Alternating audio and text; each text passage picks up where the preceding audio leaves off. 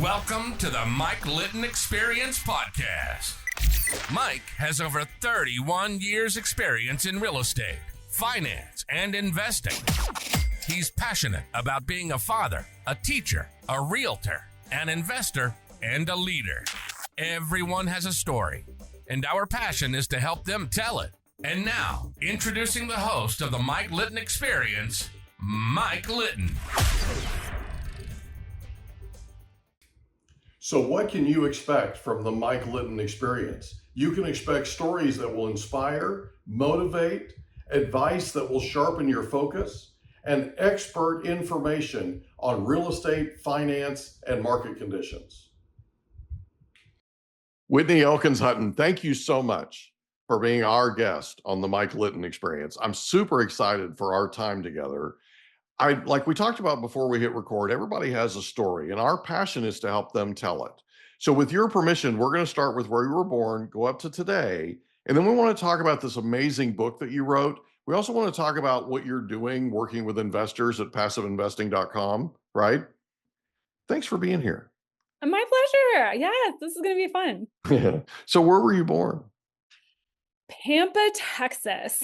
Now, if you can find that, if you can find that on a map, you're good. Actually, I know where it is. Oh, right. I actually know where it is. Yeah. Yeah. So, I was born in Pampa, Texas. Pampa, Texas was featured in Yellowstone. It was. The television show Yellowstone. The last season, Pampa, Texas was a place just outside of where the 4 Sixes ranch is. Yep. Pampa, Texas was where they went to do the things they needed to do in town. There you go. And I looked it up. So that's how I know where it is. Well, so the place I was born, the hospital I was born in is actually a bank now. So if that tells you anything about how big the town is, there you go. Not very big. Really kind of tiny. So did you grow up in Pampa? No, my dad was in the oil supply business. And, when I was born, he was already on track to become, part of the senior leadership. So they were, had him on an accelerator course, going from general manager to regional manager to whatever manager to, VP of sales. And so we bounced around quite a bit. I think I moved 13 times my first 14 years of life. So very mobile. Wow. Mm-hmm. Was there a place that you would say you grew up in? Kind of hard to say. I will tell you some of my favorite stops along the way. Sure. Colorado, we lived in Littleton for a little bit. And here's the thing, it wasn't like every year we moved. And sometimes we would move like for, different seasons for like 6 months or like 4 months or something like that. So I had some stretches in my life where I was actually in place for like, 2 or 3 years. And Colorado was one of them. We lived in Littleton back when Littleton was a separate town from Denver. Right. I mean, some of the roads that are now major, metropolis roads, like, IKEA built on them. They used to be dirt roads, if that tells you how old I am. Yeah. So I remember that being a very impactful stop in my life. And then we spent a little bit of time in Houston, about a year and a half. We were pretty stable. And then when I moved to Midland, Texas, I was there for 4 years. So this is after all the major moves, we were there for 5.5 years. I take that back. And really what happened was my dad wasn't done moving, but my mom put her foot down and was like, that's it. Yeah. We're not moving anymore. She's going to high school. She's going to have a normal high school experience. Right. Why we chose Midland, beyond me, but there you go. Where you went to high school. Fun. I loved there it. You go. I loved it. It was so fun. Your mom just said, we're done. Put her feet on the ground. That's it, right? She was like, you can move, but we're staying here. I love that. Yeah. So what was your favorite thing about growing up in those favorite places? For me, like in Littleton, I was so enamored with the mountains. And so when I moved back to Colorado, my running joke is that it just took me 20 years to figure out how to get back. I mean, I'm 5. I'm like between 5 and 7.5. I mean, it left such an impression on me. I just like love the mountains. They call me, right? Yeah. Now Midland, it was just like a cool, like it's a large town out in the middle of nowhere, so it feels really small. And so it was, large enough that we had like plenty of activities. We had an airport. We could get, to Dallas and a hop, skip, and a jump, and go visit, family and friends. But you have kind of like the small town vibe, very close knit, only 2 high schools.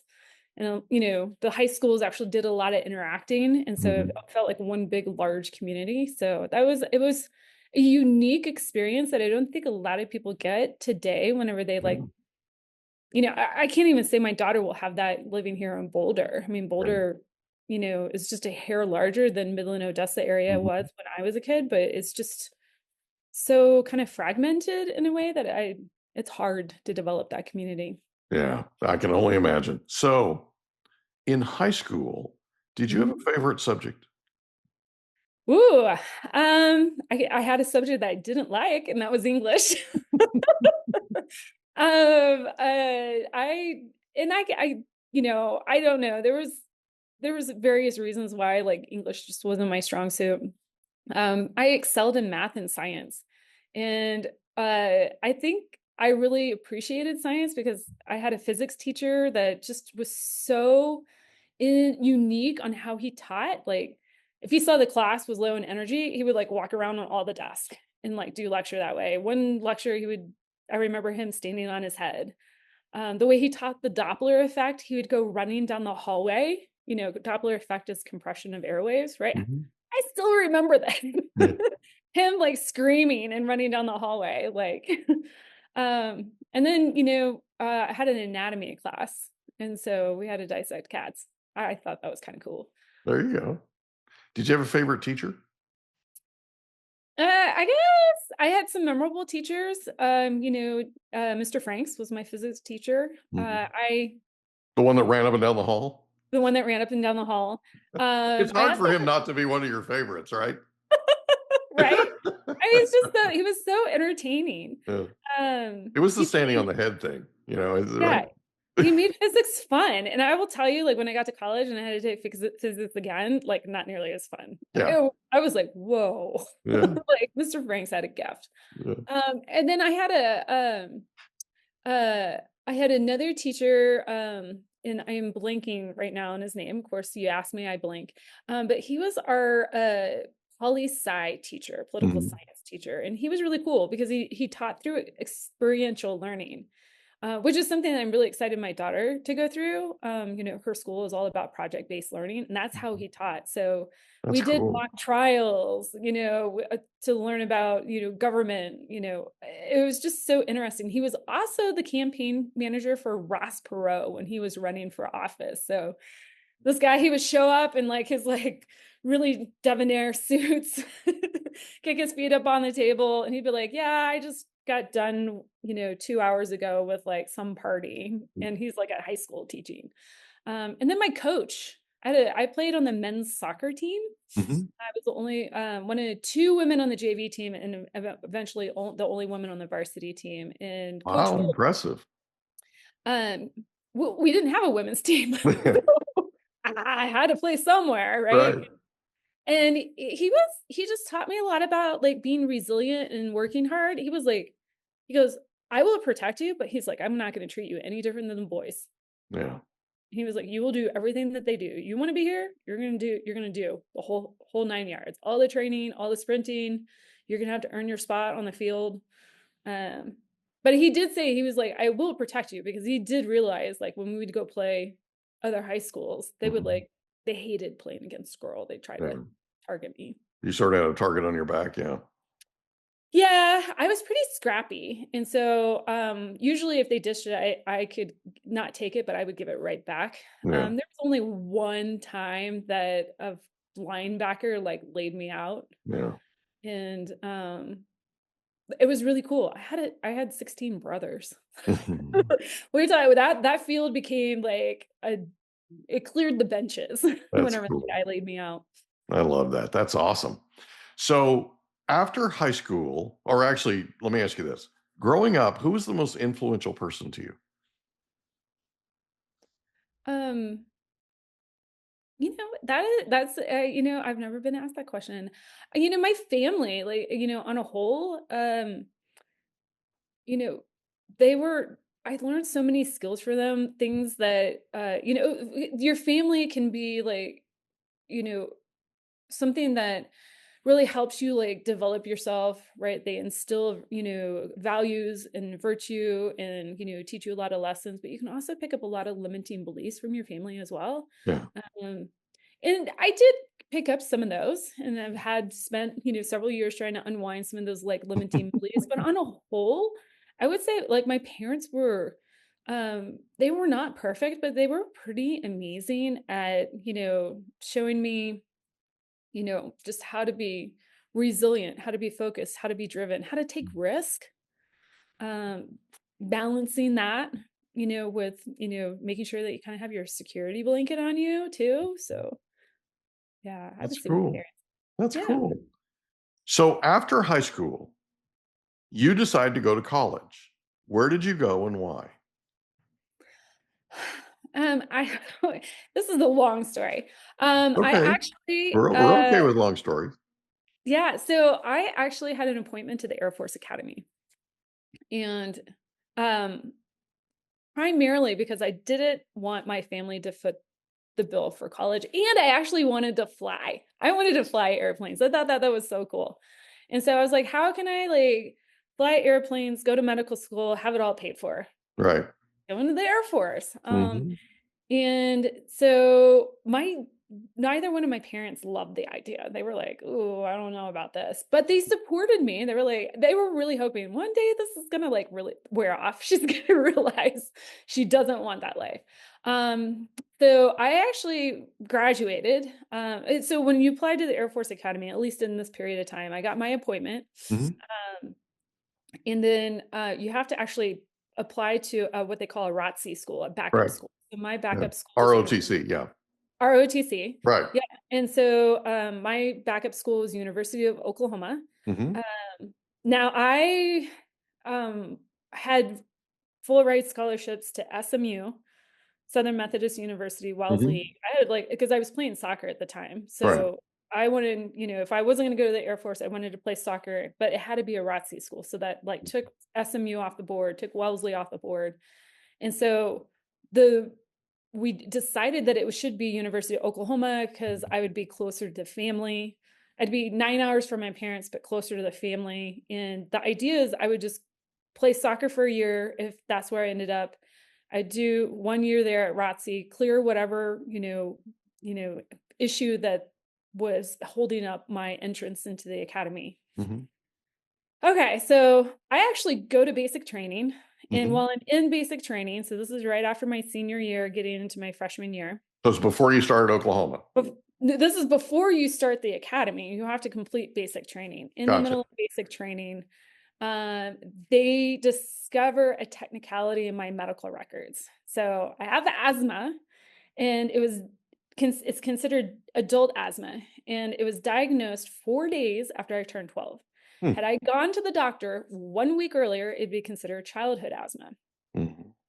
So this hangs me up. I now have to either go to the prep school, Mhm. or which I can't play soccer, or I have to for 1 year, or I have to go to University of Oklahoma for a year. Right. So I was like, I'm not going to the prep school. I'm going to play soccer. So I went Right. to the University of Oklahoma for a year, and then I got a taste of what college life is like, and I was Mhm. like, hmm, okay.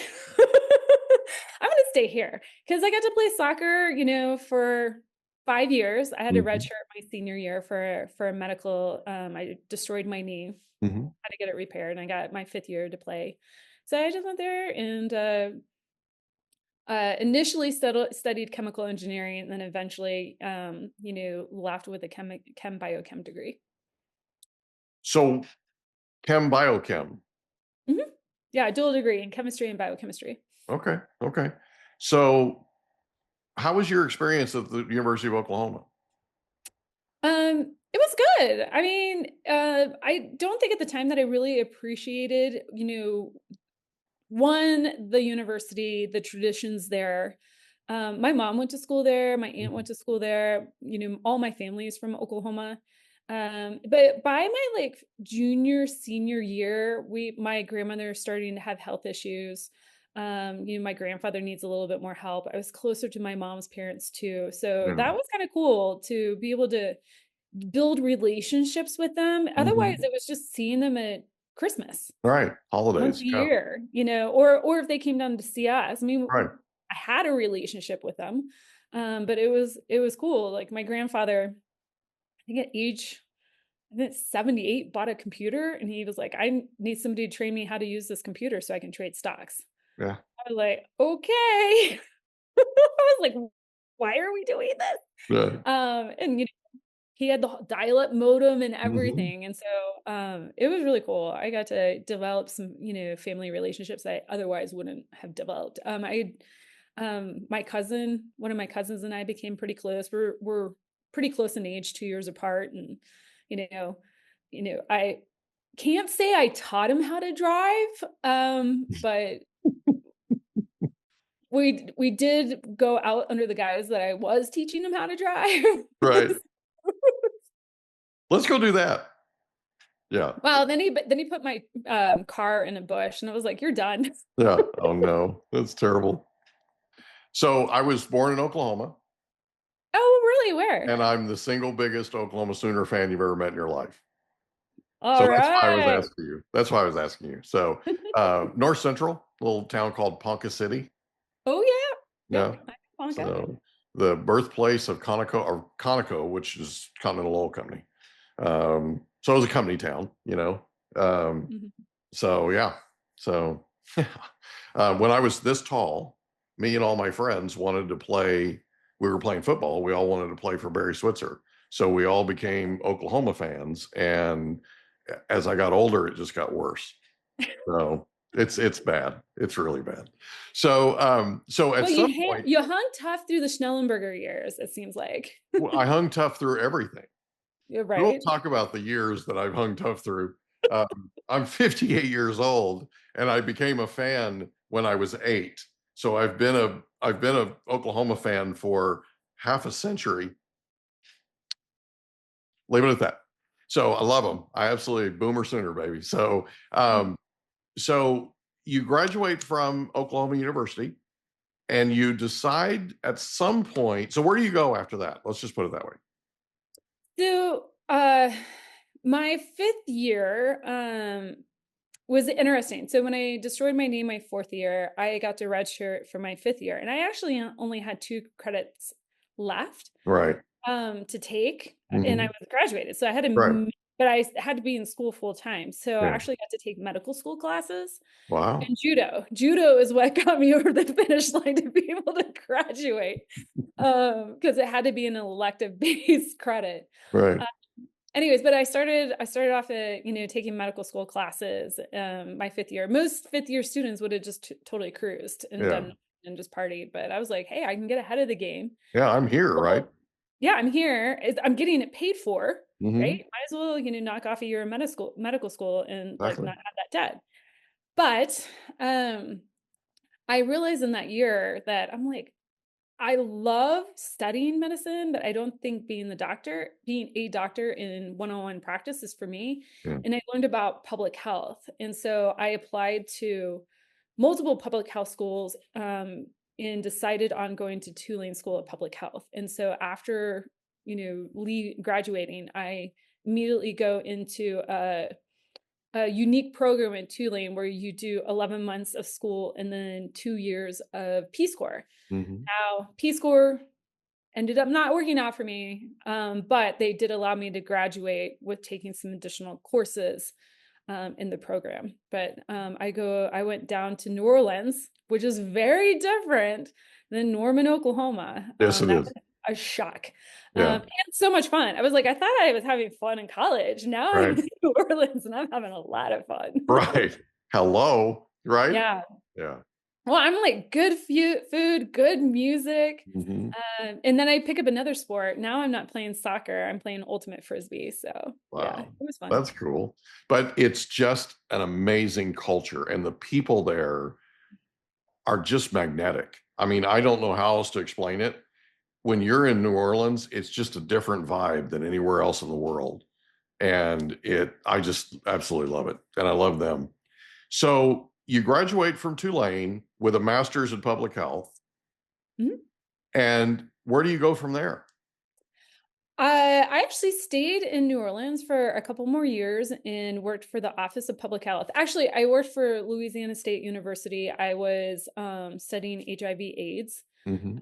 Um, and then I went and worked for the Office of Public Health. And this is, people are going to laugh, but my job was distributing condoms for the state of Louisiana. And so, yeah, I was in charge of the Interesting entire job. I was in charge of the entire condom distribution program. It's, Right. it's a public health program, right? Oh, sure. Yeah. We're trying to lower pregnancy and STDs throughout the Mhm. entire state. I mean, it was, I don't know where they fall now, but I mean, at the time, Louisiana ranked 50 or 47th and 48th in like STD and teen pregnancy. Hmm. So, that was one of the lower cost ways in order to, Yeah. I mean, and the condom itself had to be connected with education and empowerment initiatives and stuff like that. So I was in charge of that whole program. That's cool. So after that, where do you go? After that, I land in Fort Collins, Colorado. I actually started my doctoral program at Tulane, Mhm. studying infectious disease. But I was in tropical medicine at the time. So I get out of HIV/AIDS and I go back into straight infectious disease. I'm studying dengue hemorrhagic fever. And my program loses funding. And so while my advisor at the time suggests I take a little bit of time off while they figure out funding, they were Mhm. like, you can study cancer research, you can study cardiovascular research. We have funding for that. I'm like, oh, I'm not interested in that. Right. I want to study the mosquitoes. Come on, guys. Right. This is what I signed up for. And so Fort Collins, Colorado actually has a program in connection with CSU, Mhm. Colorado State Right. University, where they do a lot of mosquito investigative type infectious disease research. So super hard to get into. And I transfer out to Fort Collins, Colorado, just kind of like, it's kind of like somebody moving out to LA trying to become an actor or an actress. Mhm. I moved out to Fort Collins, Colorado, kind of like, maybe they'll take this lowly like PhD student. Mhm. Didn't happen, but again, I kind of, find my own path through working through the Red Cross and then eventually in emergency management for um, I mean, for timing's sake, 9/11's happened at this Mm. time. And so I'm now, I was at the Red Cross when that happened. I immediately get hired by the Wyoming State Public Health to run their entire program for biological to teach doctors and public health nurses how to identify anthrax, smallpox, Mhm. and other biological, radiological, and chemical events. 'Cause we had And to be so, ready for anything, right? I mean, I think we've kind of lost a little bit of that memory of like just how scary, the first year or two after 9/11 truly was. Mhm. And that's part of why I burned out because like after about a year and a half, 2 years sitting in FBI meetings Mhm. morning, and they tell you all these scary things that are like just driving down Highway 70 Mhm. or Highway 80. I'm Right. like, or up I-25. I'm like, Mhm. okay, I'm done. Yeah. Yeah. I would be an oblivious person. It's got to take a toll on you. Hearing all that and realizing the threat theater, so to speak, that we were under, um, it has to take a toll on you. Yeah, it was very stressful. Yeah. And, something else is happening concurrently. My dad's health is failing. And Mhm. so I'm in a job that I am absolutely captivated by. Yeah. I'm working 60, 70, 80 hours a week. I Mm. love my job. Um, I can see that I'm making a true impact in my job. You know, my dream was I wanted to be like Dustin Hoffman and Rene Russo in Contagion. I mean, kind of there in a way, Right. right? It's just I'm not in Africa. I'm here, right? Right. But, you know, I have this family stress that's going on. You know, I have the stress in the job, and I'm not able to take time or distance, you know, to like go be with my family and help my mom like she Right. needed the help. I remember I was at a conference, um, I think it was, you know, over smallpox or something like that. So I'm in the middle of a conference, you know, there I mean, this is, you know, somewhat life or death situation at the conference. And then my mom calls me and tells me that my dad's in the hospital and they're going to amputate his leg Oh, and I can't leave, well, right? Like my boss is telling me, you cannot go. We will yeah. get you out of here in 48 hours. Right. I'm like, oh, okay. Like Yeah. I'm young. I'm like in my 20s. I'm like, oh, okay. Like if somebody had told me that now, and you know, as a woman in my 40s, I would have been like, forget you, I'm Yeah. out. No, But no like in my kidding. 20s, I was like, We hope you enjoyed another episode of the Mike Litton Experience. If you did, do us a favor, smash that subscribe button, tell your friends, family, and coworkers about our program, and wherever you get your podcasts, please leave us a rating. It helps us to connect with quality people just like you. And that's a wrap. Another episode of the Mike Litton Experience in the books. Reach out to Mike on Instagram at Litton Realty. Want to meet with Mike? Check out calendly.com/Rio760.